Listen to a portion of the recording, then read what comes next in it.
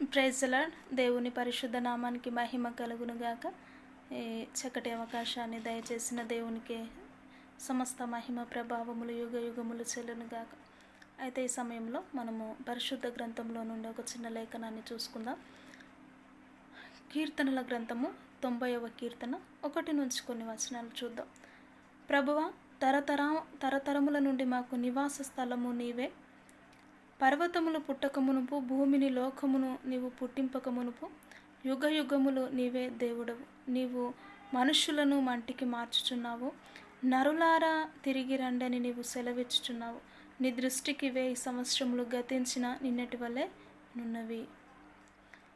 ఈ యొక్క కీర్తనల గ్రంథాన్ని మనం చూసినట్లయితే దైవజనుడైనటువంటి మోషే గారు చేసిన ప్రార్థన అని అక్కడ పైన చతుష్ట కందము ద్వారా మనము దాని కింద చూసినట్లయితే దైవజనుడైనటువంటి మోషే ఏ విధముగా ప్రార్థన చేశాడో అనేది మనము చూడవచ్చు. మొదటిగా సంఖ్యాకాండంలో మనం చూస్తే దైవజనుడు మోషే గారు ఎలాంటి అతని పూర్వత్వాలు లేక ఆయన ఇజ్రాయేలు జనాంగమును నడిపించిన విధానం ఏంటో, దేవునితో ముఖాముఖిగా మాట్లాడుతూ అది 10 ఆజ్ఞల పలుకను ఏ విధముగా మన కొరకు సిద్ధపరిచారో, ఇజ్రాయేలు జనాంగమును ఎంతగా చక్కగా ఆ యొక్క బానిస బ్రతుకుల నుంచి విడిపించారో కదా. మోషే గారి సేవకుడైనటువంటి మోషే గారి భక్తి జీవితంలో ఆయన భక్తిలో నుంచి, ఆయన అనుభవముల నుంచి ఈ ప్రార్థన చేస్తూ ఉంటున్నాడు. ఏమని? ప్రభువా, తరతరములకు నీవు మాకు నివాస స్థలము నీవే. భూమి పుట్టకమునుపు ఈ లోకములు లేకముందు యుగ యుగములకు నీవే దేవుడవు. నీవు మనుషులను మట్టికి మార్చుచున్నావు.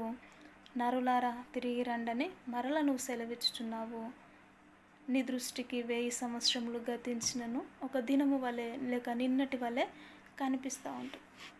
నిజముగా దేవుని తలంపులకు మన తలంపులకు ఎంత వ్యత్యాసం ఉంటుందంటే చూడండి, ఇక్కడ 1000 సంవత్సరములు అంట ఆయనకు ఒక నిన్నటి వలె కనపడుతూ ఉంటుందంట. ఎవరికి? దేవాది దేవుడికి కదా. ఆయన ఎంత చక్కగా దేవుని కొరకు వర్ణిస్తూ వస్తూ ఉంటున్నాడు మోసే గారు. ఇక్కడ చూస్తే పర్వతములు పుట్టకముందు, భూమి పుట్టకముందు మాకు నివాసమైనటువంటి దేవుడవు నీవే. అంటే ఈ యొక్క భూమి పునాదులు వేయబడకముందే నీవు ఉన్నవాడవు, తరతరములకు నీవే మాకు దేవుడవు అని ఆయన ప్రార్థన చేస్తూ ఉంటున్నాడు కదా. ఆయన ఆత్మీయ అనుభవములో నుంచి ఈ విధముగా కీర్తనల గ్రంథములో 90వ కీర్తనలో ఆయన భక్తి జీవితం ఏంటో, దేవుడు ఏంటో, ఆయన ఔన్నత్యం ఏంటో, ఆయన ఎప్పుడు ఉన్నవాడో, మనుషులను ఎందుకు ఏర్పాటు చేసుకున్నాడో, మనుషులను మరలా రండి అని ఎందుకు పిలుస్తూ ఉంటున్నారో ఆయన స్పష్టంగా రాసి ఉంచినారు. నీవు మనుషులను మట్టికి మార్చుచున్నావు అంటే నిజముగా ఈ యొక్క శరీరము మట్టి కాబట్టి మనము చనిపోయిన తర్వాత మట్టిగానే మార్చబడతాం. కాబట్టి మీరు మట్టిగా మార్చకూడదు, మరల మహిమ శరీరాన్ని ధరించాలి, పరలోక రాజ్యానికి చేరాలి అంటే నరులారా మీరు మరల నా యొద్దకు తిరుగురండి, నేను మిమ్మల్ని ఒక ఉన్నతమైనటువంటి స్థానంలో నిలబెట్టగలను, మీకు నేను సిద్ధపరుస్తున్న పరలోక రాజ్యాన్ని మీ కొరకు నేను సిద్ధపరుస్తూ ఉంటున్నాను, అందులో మీరు ఉండాలి అంటే మీరు మహిమ శరీరాలను ధరించుకోవాలి, నన్ను వెంబడించేవారై ఉండాలి అని ఇక్కడ పరిశుద్ధ గ్రంథములో మనము చూడవచ్చు. అదే ఇంకో వచనాన్ని మనం చూసినట్లయితే 89వ వచనంలో 48వ వచనాన్ని మనం గమనించినట్లయితే మరణమును చూడక బ్రతుకున్నారుడెవడు, పాతాళము యొక్క వశము కాకుండా తను తప్పించుకొనగలవాడెవడు కదా. మరణము రుచి చూడకుండా ఏ మనుష్యుడు ఈ లోకంలో బ్రతకలేడండి. ఖచ్చితంగా ఒకానొక రోజు ఈ యొక్క యాత్రను ముగించవలసిందే. ఈ యొక్క యాత్రను ముగించినప్పుడు నీ యొక్క జీవితము మంచి సాక్ష్యాన్ని కాపాడుకొని ఈ యొక్క లోకంలో నీ జీవిత యాత్రను కొనసాగించుతున్నావా, లేక అనేకమైనటువంటి నిందలు, అనేకమైనటువంటి చెడ్డ స్వభావము చేత ఈ లోకాన్ని నువ్వు ముగిస్తూ ఉంటున్నావా? ఒకసారిగా నువ్వు గమనించుకో. ఈ లోకంలో మంచిని ఏర్పాటు చేశాడు దేవుడు, చెడుదాన్ని ఏర్పాటు చేశాడు. నువ్వు ఎక్కువగా దేనికి ప్రాధాన్యతనిస్తున్నావు అన్నదే అది నీ ఆప్షన్. దేవుడు నీ చేతుల్లో పెట్టి ఉంటున్నాడు కనుక నిజముగా మరణము రుచి చూడని వారు బ్రతికేవాడు ఎవడు లేడు కనుక మోషే గారు అంటున్నాడు, ప్రభువా తరతరములకు నీవు మాకు నివాస స్థలము నీవే, పర్వతములు పుట్టక ముందు భూమిని లోకమును నీవు పుట్టించక మునుపు యుగ యుగములకు నీవు మాకు దేవుడవై ఉంటున్నావు, నీవు నాకు కూడా దేవుడవై ఉంటున్నావు. ఎంత చక్కగా ఆత్మీయుడైనటువంటి మోషే గారు ప్రార్థన చేశాడండి. అటు జీవితము అటు విశ్వాసము నిజముగా మనలో కూడా ఉండాలి.